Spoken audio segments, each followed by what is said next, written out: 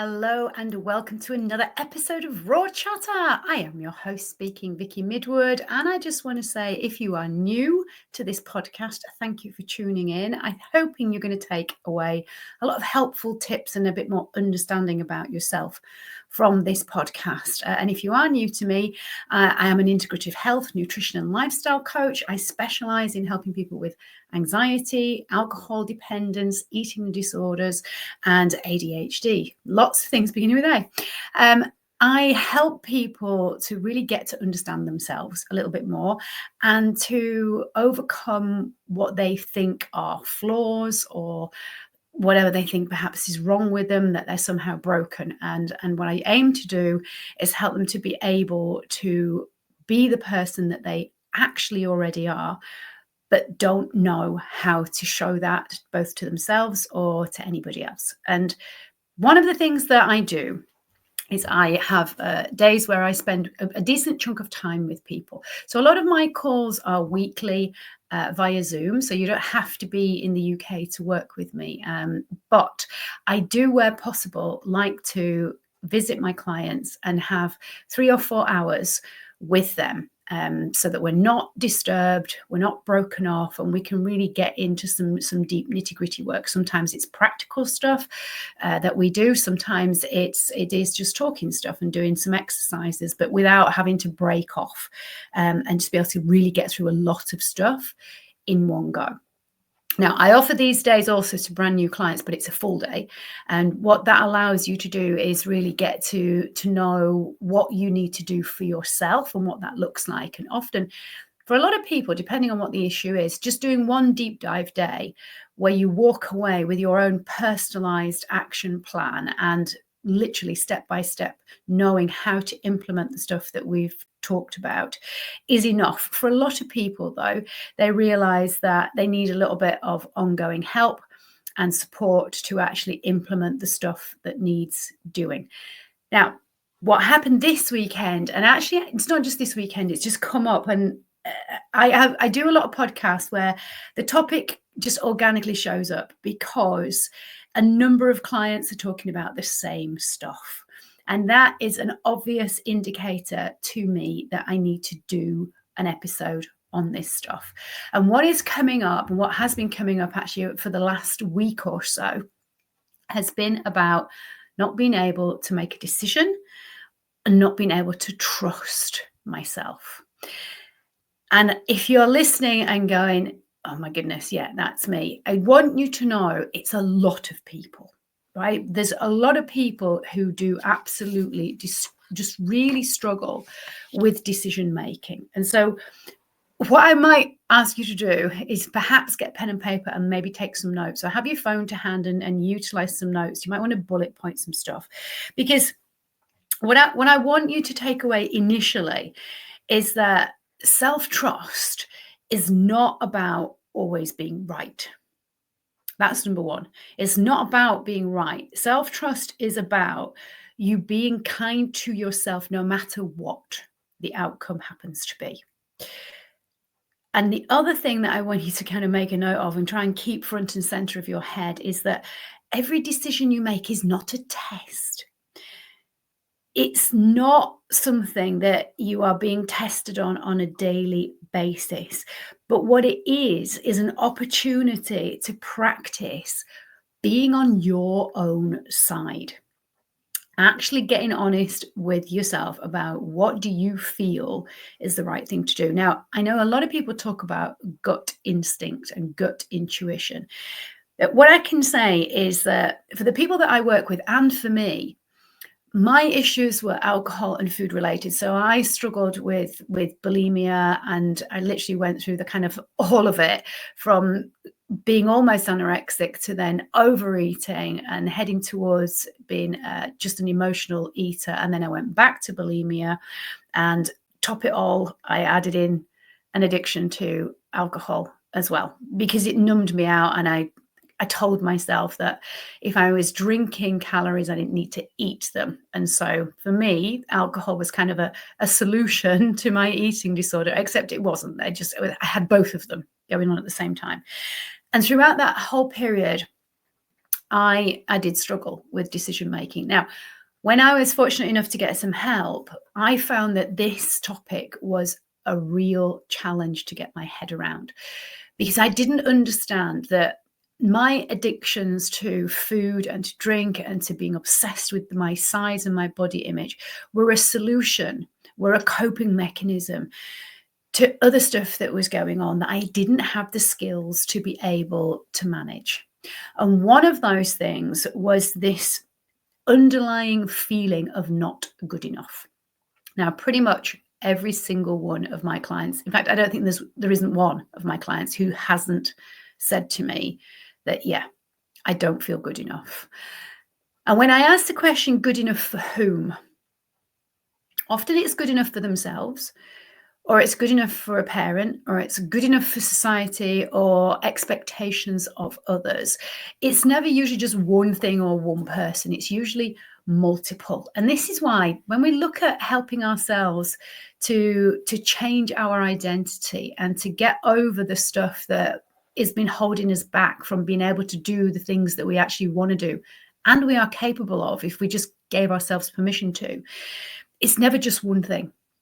And I think that's, again, something that you might want to bullet point and write down, because when it comes to health, there's this delusional idea that one thing is going to help you, that there's this magic bullet. And great marketeers, great product producers will buy into the fact that you believe that on purpose, right? Because they know that that is what you believe. So they go, right, if you've got, let's say, if you've got irritable bowel syndrome, take this particular supplement or buy into this particular program and it will literally solve all your problems. But it's never just one thing. It's always going to be any health issue, any life issue is going to be mind, body, and soul. Mind, body, spirit, whatever words you want to choose. But ultimately, it's physical, it's emotional, it's mental, and it's spiritual. And that's not one thing, that's four. And there's so many other things that are tied into that. It's environmental, it's cultural, it's so many things. The actual country and environment that you're grown up in, and also the stuff that you have been reading, listening to, surrounded by. All of that stuff is going to affect how we actually function and our health and our well-being. So to believe that there's just one way of helping us to feel better, and to believe that there is just one thing that's wrong, and if I can just tweak that thing or sort that thing out, miraculously my life will be amazing, is total BS, right? It's total bunkum bullshit, basically. But you are marketed as if that is true. So let me categorically say it is never one thing, which means that though you always need to be looking at multiple things to help you to feel better, and you need to be doing them at the same time. So if you just do one thing and you know that there's 4 areas that you need to look at, that one thing in and of itself is not going to move the needle a lot. If you do 2, it's probably going to move it a bit more. If you do 3, you get in there, but there's still going to be, it's not quite right, it's not quite there. You're going to get all 4 in. In other words, you need all of the pieces of the jigsaw puzzle. And a lot of people come to me because they've had some of the pieces, but they've not had all of the pieces.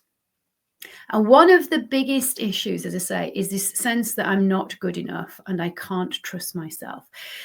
Now, when you have had an eating disorder, or when you're in an eating disorder, over time, what you find is it gets harder and harder to make a decision, right, about food, because your mind is being totally preoccupied with what's in it, how many calories, how am I going to burn it off, how many calories I've already eaten that day, how much exercise will I need to do to basically cancel it all out. Also, if you're on the verge of kind of the orthorexia side of anorexia, which is often where people go when they have struggled with anorexia and they start to eat food again and it starts to become a part of what they do on a daily basis, there can often be this shift into orthorexia, which is an obsession with food being absolutely clean, having no additives or preservatives or anything in any way that's going to taint it. And if it's not, in inverted commas, perfect, they're not going to eat it. So All of these things are about decisions. So it can be, where has the food come from? How is it being manufactured? All of that stuff means that every decision then becomes this massive, massive thing.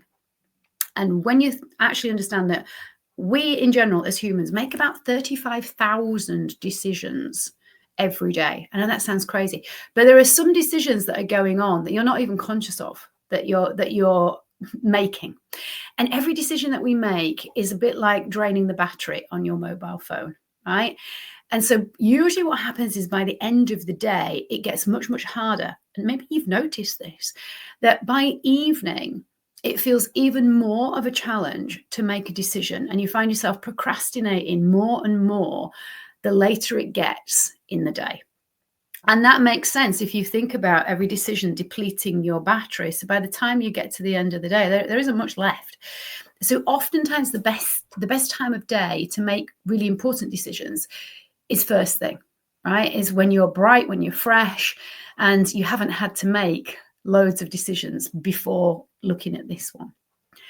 But we've also got to take into account that if you have come from a background where you've grown up with a narcissistic family, a mom, a dad, both siblings, then decision making is something that becomes really, really challenging. Why? Well, because often what has been your truth and what has actually been reality has been denied. So narcissists gaslight you. So even though you make a decision and you know that it's the right decision, you will be convinced often that either it's the wrong decision or that is not what you said or you've made it on the wrong basis or whatever. In other words, over time, your ability to trust any choice or any decision that you make gets eradicated. And at the back of this is a real deep-seated worry about upsetting the person, because what will be the consequences? What is going to happen if you upset them? What is going to happen if they're on your case again? What are going to be the consequences of getting it wrong? And this is the hardest part of it, because the biggest problem we have with decision making is a massive fear of getting it wrong. But what we don't necessarily understand is that the context of right and wrong is going to change, because it will, depending on what the decision is made. And we can't for sure know if we've made a right or wrong decision until we know the outcome.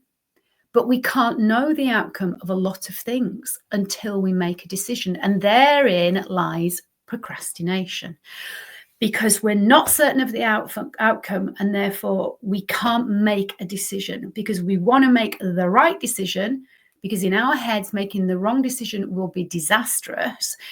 It will create this horrific stress response where we will just feel that we can't manage it. And this is often why it then leads to paralysis, because we sit there, procrastinate over what the right decision, and then what if this happens, and then what if it doesn't? And those two words are so incredibly detrimental. What if? And this is often what it boils down to, because these are the questions that stop us from being able to make a decision. Now, I know that a lot of stuff that you read on social media posts and kind of self-help books and even in therapy and stuff, we can turn some of these phrases around. But oftentimes the truth is we can nod, right? But we're still saying what we said before. So as an example, if we go, well, what if this happens? The counter often is in therapy and in self-help is, well, what if it doesn't? But your brain is automatically going to go to, yeah, but what if it does? And I can sit here and go, yeah, but what if it doesn't? But you're going to be fixated on the what if it does. And the what if it does is usually a negative outcome, because we're always trying to be safe. And this is, again, something that I keep talking about. But ultimately, as humans, our reason of being and our brain's reason of being is to stop us from dying. And if we are safe, if we feel safe, we're not under threat. Now, threat equals death as far as the oldest reptilian part of your brain is concerned. So if you feel safe, i.e., you're not under threat, you're not going to die. And so when we're doing something like making a decision and we're not certain about what the outcome is going to be, so we don't know whether we're going to be able to make the right decision, we now feel under threat. And when we're under threat, the body physiologically, biochemically, the whole nervous system starts to change.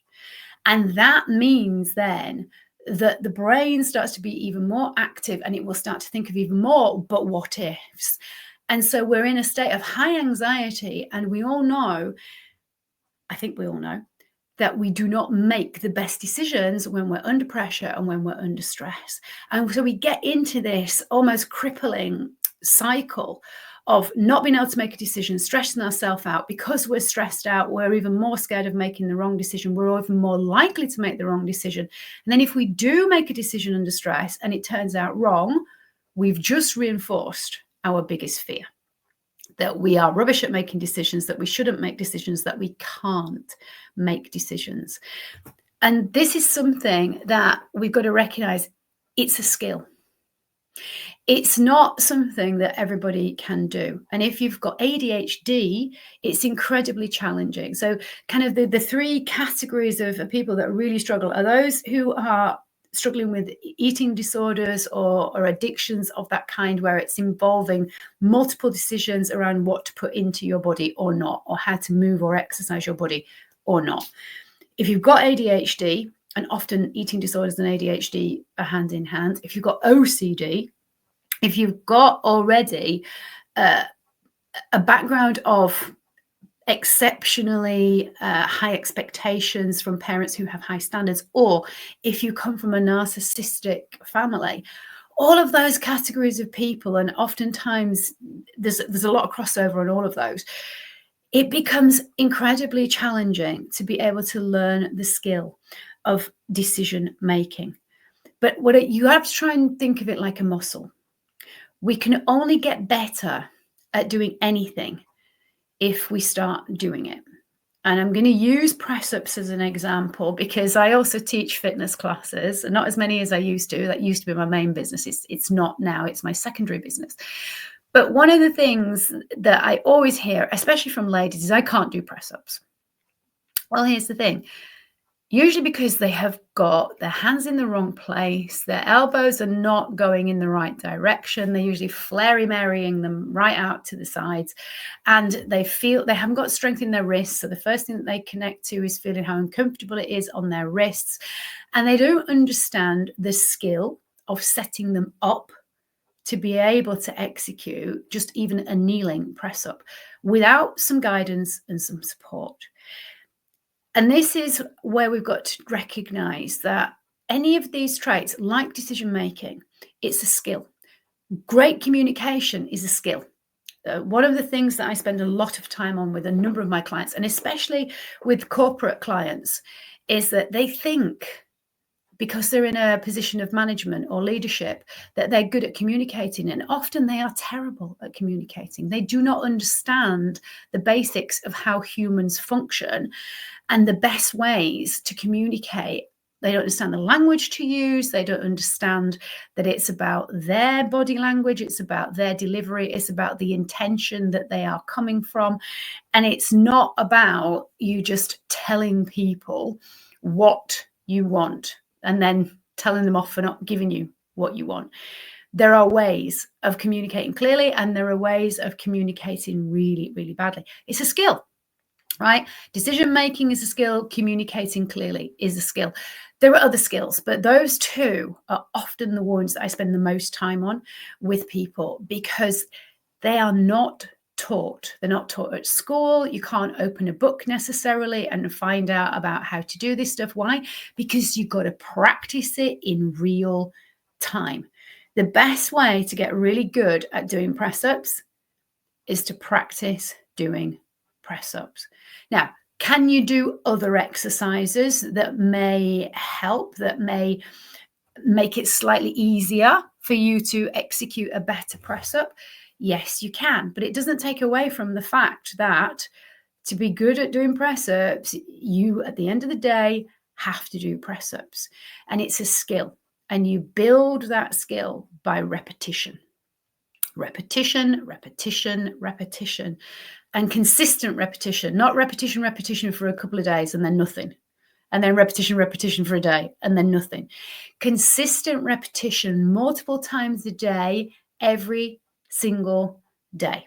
This is how you can create a better skill in anything that you do, right? And when we do this over time, we become masters. And that's all a master is, right? A master chess player, what makes a master chess player different to just a competitive chess player?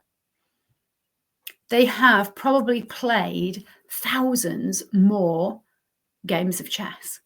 They have probably won more times, right? They understand every move, the strategies, they remember the patterns, and they repeat and repeat and repeat. And what makes you a master is when you can do this stuff, teach it to others, and still be able to keep that skill for yourself. And that's what we can do. Now, I had to learn this stuff. I didn't know. I was terrible, as I said right at the start. I was rubbish at making decisions because I felt I couldn't trust myself. Now, one of the biggest things, it's really challenging for some of you. So I'm going to put a little trigger warning here. Some of you will be triggered by what I'm going to say. But oftentimes we don't feel we can trust ourselves because we don't tell the truth. We lie.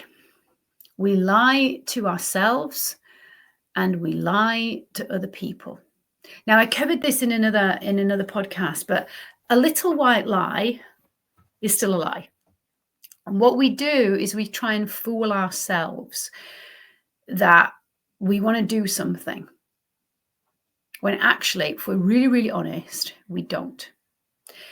And a lot of my inability to make decisions was because I tried to mold myself into being the person I thought other people wanted me to be. So my head told me that if I say this, they will like me, they will validate me, I will still be their friend. Right? And often what I was saying was not what, if I was deep down honest, my truth, but it's what I thought they wanted to hear, and therefore everything would be smooth and it would be fine. If I didn't do that, I didn't know what the outcome was going to be, and I was too scared to find out. So it was much, much easier for me to lie than it was to tell the truth. Now, when you do that, and if you're resonating with me, you will understand where I'm coming from. When you do that, and people from narcissistic families do this a lot, people with ADHD and autism to some degree, although not usually, because people with autism are really hot on everything being very fair and they want to tell the truth regardless of how it's landed. So it does tend to be more of an ADHD trait. But you want to fit in. You want to be seen to be saying and doing the right, in inverted commas, stuff. And so often to do that, we lie. And here's the kicker. And the reason why we can't trust ourselves a lot of the time is because deep down, we know that we lie. And therefore, we don't feel trustworthy because, think about it, none of us trust liars, do we? Yeah, sometimes they tell the truth, sometimes they don't. How do we know which is which? And this is a biggie, because one of the best ways that I have found to really start to flex that self-trust muscle is to be honest with yourself. Now, that's hard, especially if you're coming from a background of an eating disorder or narcissism in your family, or wanting to be perfect, because there is going to be a lot of fear attached to it. What if you get it wrong and you're going to get criticized? What if you get it wrong and it ends up being disastrous, not necessarily for you, but for somebody else? Now you're to blame. And then you would feel guilty or ashamed. And so when we look at those words, guilt, shame, criticism, you can see why we don't want to be honest. We don't want to make the decision that is true to us and our gut instinct because we're terrified that other people will not like it.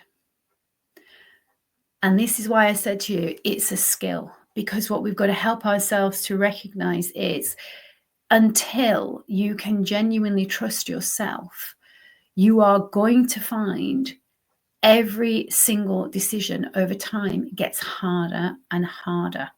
And if you do want to go into a business, or you want to set up your own business, or you're working for somebody else, you don't want to be that person who can never make a decision.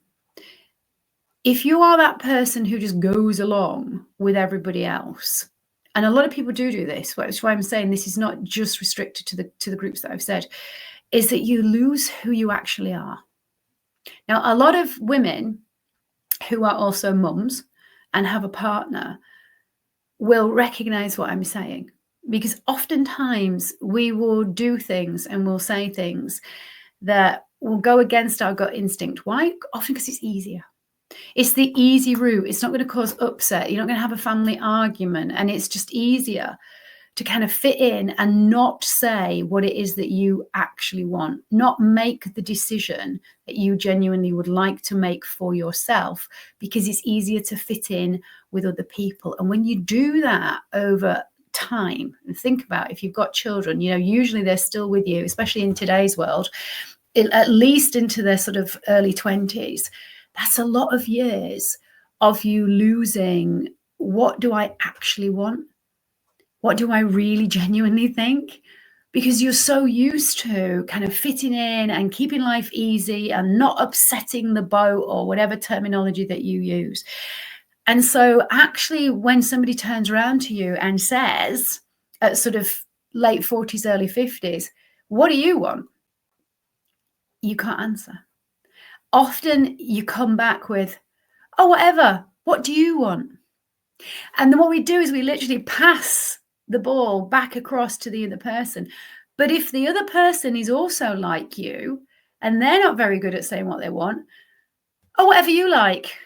No, let you decide. No, absolutely, it's fine if you do. And nobody gets anywhere. Why? Because often you genuinely don't know what it is that you want.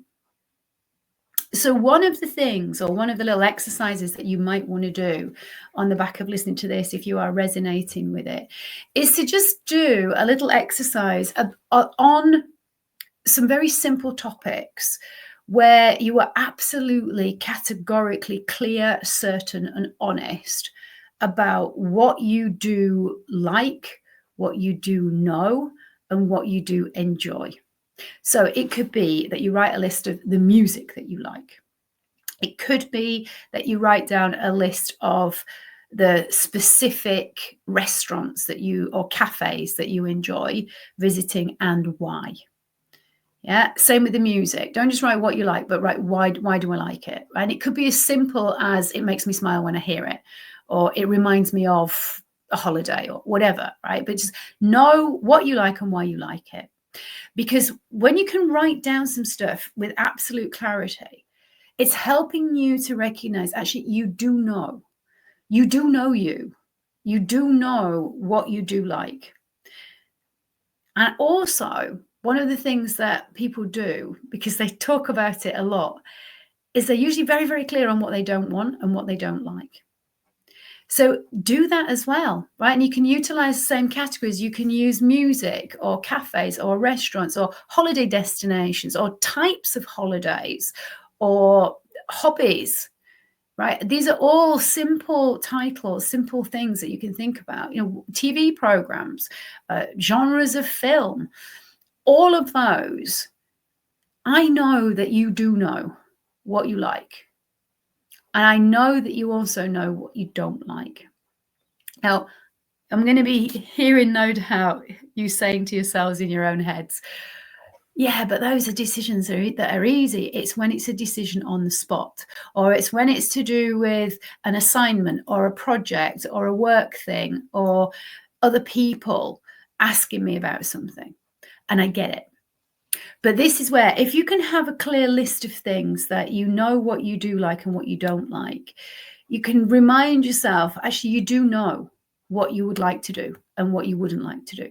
You do know what feels energetically light and what feels heavy. So this is my second top tip, is when you are hearing yourself, and I'm ideally going to say to you, talk out loud when you're making a decision to start with. And I know that sounds ridiculous because you're going to think, oh my God, I'm going to be like a mad person rambling away to myself. But initially, if you're not good at this, we start with anything. We start right at the basics, right? So you start with actually hearing yourself saying the words that you need to hear so that you can then go, okay, that is now clear. Write it down, speak it out loud, and then go, okay, now what are the thoughts that are going through my head, right? And they're going to be what if, what if, what if. Yeah, what if I get it wrong? What if this happens? What if I get it wrong? What if that happens? And then it'll be a catastrophic picture that you paint for yourself. But what I want you to do is to just help yourself to think about when you are writing something down and you make a decision, and just put it down on paper, just any decision, whether you think it's the right one or not, or if you think it's the wrong one or not, doesn't matter. Just write it down and then say it out loud. Because when you say the words and you hear them, you will feel the energy in those words. And genuinely, I want you to do this and try it so that you're just going, oh, it sounds ridiculous and it's woo-woo. Because it does. When you're hearing me say it, right? I'm a straight talking northerner. And when I first started to hear about this kind of stuff, I was like, well, this is ridiculous. It's not, though, because everything is energy. And from a science point of view, this has been proven over and over again. Energetically, our words have vibrations. And we will say certain words and they will help us to feel either lighter or more relaxed or more calm or more energized. And then we will say other words and they will make us feel heavy and sluggish and low and like we don't want to do anything. And that is just a fact. Now, I mentioned about music. Think about it. If you listen to certain types of music, you will end up feeling a certain way. Some music really, really fast, other music a little bit slower.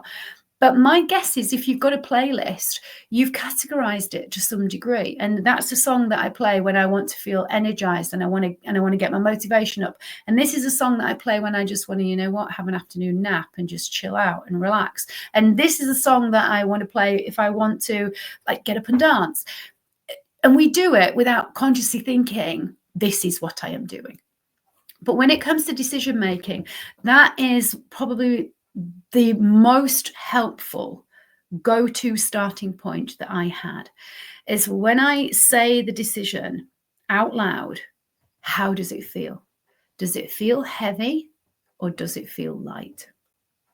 Now, the other thing that you can use is a tool that I use called the Sway, which is a muscle testing thing where your body will know, because you're unconscious, your body is your unconscious mind, and it does know the decision that you want to make. When our head then starts to take over and we start to what if all over the place and I must, I should, I ought to, that's when it all gets a bit murky and mucky and we don't really know what to do with it. But if we can turn down the volume on the shoulds and the woulds and the what ifs, and we can connect to our body and allow our the unconscious part of us to say yes or no on a decision. That is my third top tip. Right? And if you don't know how to do this way, you can just Google muscle testing, right? And it's just literally a forward and back sway. I call it the sway. There are other names for it. Other people call it other things. That's my terminology. But it's a muscle testing technique where your whole body moves and you just stand up and you literally connect, because it's important that you connect yourself to yourself. And you just ask the question, should I do? Should I go? Do I need? Should I? Whatever, right? And that is the words that I tend to use. And your body will tell you. Now, everybody's sway for yes and sway for no is slightly different. In my experience, there are people who sway backwards for a yes, and forwards for a no, the majority of people sway forwards for a no and backwards for a yes. But if you do it the other way around, it's still working. It doesn't mean there's anything wrong with you. Oftentimes people with ADHD do it the other way around. It's often a backward sway for a yes. Not always though, because as I said, it's never the same for everybody. The thing is with decision making, you need to get good at it, right? It's not a skill that you can just go, oh, it doesn't matter, because you need it to be able to function, and you need it to be able to do life. As I said, we make 35,000 decisions in a day. Most of them you're not conscious of, but the ones that you are the ones that trip you up. And this belief that you can't trust yourself, you're only going to be able to gain the trust of yourself if, number one, you're absolutely honest with yourself. Yeah? And number two, that you allow yourself to feel if it's heavy or if it's light. Give yourself permission to make a decision and let go of what the outcome's going to be. Let go of the what ifing, right? I mean, don't be ridiculous, obviously, on the decision. We usually what if because it's our brain's way of checking for threat. But if that what ifing means that you end up in procrastination for days and then eventually paralysis where you can't function, we have got to go, no, I'm not going to what if. I'm not going to listen to the what if. I'm going to make a decision based upon what I am feeling right now in this moment is the right thing to do, and then double check it with the sway. You will make many billions of decisions in your life.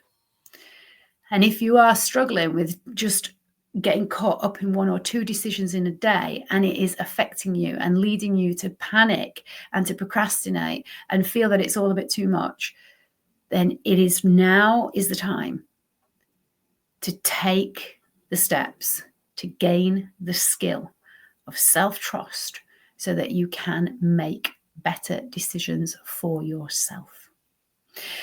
Now, this is a massive topic. And as I say, this is something that I don't just do in a day with clients. It often takes us longer because it's practice. It's practice and recognizing that you cannot know the outcome to everything. And therefore, you cannot always make the right decision. And that's a whole other topic, because what is a right decision? Every decision has an outcome.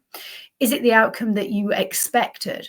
Is it the outcome that you anticipated? Sometimes yes, sometimes no. But was your expectation the thing that was the problem, not your decision? Right? And so you can see where this can go in many, many different directions. If you are interested in finding out about doing a VIP day with me, or just how you can help yourself to feel better about yourself, or if you've got any issues with addiction, whether it's alcohol, whether it's substance, medication, or food, if you've got an eating disorder, or you are disordered eating, an exercise addiction, or anxiety and ADHD are really starting to have a detrimental effect on how you are feeling and functioning, then please do get in touch. A VIP day is the best way to start. It's the fastest way to help you to understand where you need to begin for you on your journey with how you want to feel. So on that note, folks, I do hope this has been helpful. If it has, give me a thumbs up. Please do subscribe so you don't miss any more episodes. And if it's not been that helpful to you, but actually you can think of 2 or 3 people who might benefit from hearing this, please do pass it on to them, because the more you can spread the word, the more I will be able to keep the podcast going and to get on some bigger guests, because I do interview quite a lot of people, but it would be rather nice to get some more perhaps well-known people, although I do love the stories from just normal everyday folks, because it helps you to recognize you're not on your own with this stuff. And when you're in it, we all honestly feel that we are the only person who thinks the way we think and feels the way that we feel and struggles the way that we struggle. And I'm here to tell you that is not true. Every single one of my clients thinks they are the only one. But they're not, because they're all saying the same stuff. I struggled with it too. And there are thousands of people out there who are also struggling. It's just that we don't talk about it because of the shame, because of the guilt, because of the stigma, because of the stories that we're telling ourselves that I'm not good enough, I'm stupid, I can't. And I want to tell you, you are good enough. You are not stupid, and you can. But you need to develop the skill to be able to. And that means asking for help and then actually doing the work, doing the repetitions, practicing every single day. Then it is possible. And actually, you can do it a lot faster than you think if you are fully committed to putting the effort in to getting that result, so that you can feel much more comfortable and confident in trusting yourself and in making decisions. So on that note, folks, I'm going to leave you with this, as I always do. We only have one life as far as we know, and one body. So please look after it, because it is looking after you. Until next time, take care of yourself. Bye-bye.